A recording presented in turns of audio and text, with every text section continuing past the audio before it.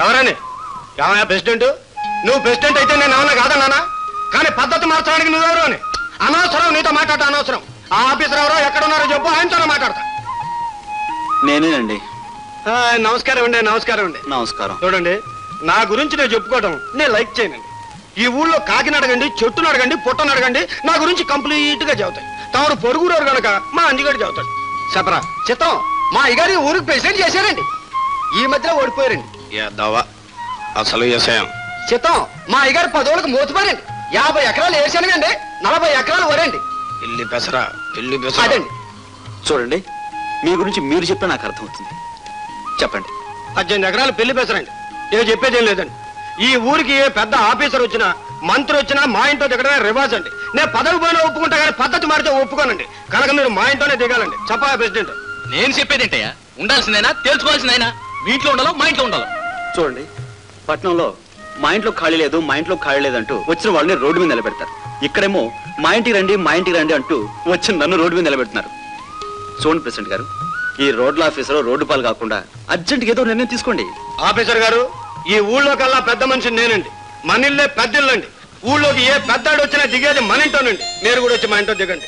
మీకు ఇల్లు ఏమాత్రం నచ్చకపోయినా, ఏమాత్రం ఇబ్బంది వచ్చినా నాకేం అభ్యంతరం లేదు. తక్షణం ఇల్లు ఖాళీ చేసేయండి. అదండి ఎత్తరా సామాను. రండి లోపల రండి.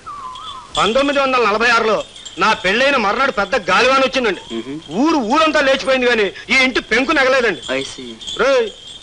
నేను వెళ్ళి తాళాలు అట్టుకొస్తాను. ఆఫీసర్ గారిని పైకి తీసుకెళ్ళు. పైకా అండి? వెళ్ళా తమరు పైకి వెళ్ళండి. ఎవరతను? రోడ్ల ఆఫీసరా. పైకి పంపించావేటి? పైకి పంపించావేటి అని అడుగుతున్నాను. నాకు ఇష్టమని పంపించానే. ఇంకా 10 రోజులు మేడ మీద గదిలోనే ఉంటాడు. ఊరికే వెళ్ళి తాళాలట్రా. ఏటి మేడ మీద గదిలోనా? అవును. నీకు గాని మతి గాని పోలేదు కదా. నువ్వు ఇలాగ అడిగినప్పుడల్లా నీకు గాని పోయిందేమో అని డౌట్ వస్తుంది నాకు. లోపలికి వెళ్ళి తాళాలట్రా. నీ కూతురు గదిలోకి దింపుతావా? అంతకాడ తల తీసుకెళ్లి పొయ్యిలో పెట్టుకుంటానయ్యో. తల్లిని ఒకరోజు దారి కంచంలో నేను అన్నం తిన్నందుకే కంచం తీసుకెళ్లి గోదాట్లో పడేసిందే. దాని గదులు ఇంకోళ్ళు దిప్తే భూమి ఆకాశం ఏకం చేసేదు. నేనేమన్నా ఎదవని అనుకుంటున్నావు ఏంటే? నేనేమన్నా ఎదవని అనుకు అమ్మాయి మా తమ్ముడు గారింటో ఇంకా 15 రోజులు ఉంటది. 10 రోజుల్లో ఆఫీసర్ గారు వెళ్ళిపోతున్నాడు. 5 రోజులు డిఫరెన్స్ ఉంది. అర్ధాంతరంగా వచ్చేస్తే రానే, నాకేం భయమా? ఏదో మా అమ్మ పేరు పెట్టుకున్నాను ముద్దుగా చూసుకుంటున్నా గానీ ముక్కట్టుకులు అయితే ఊరుకోను. జువ్వ గారు ఇరిగిపోద్ది నీకు దానికి కూడా. ఇలా తాళాలట్రా.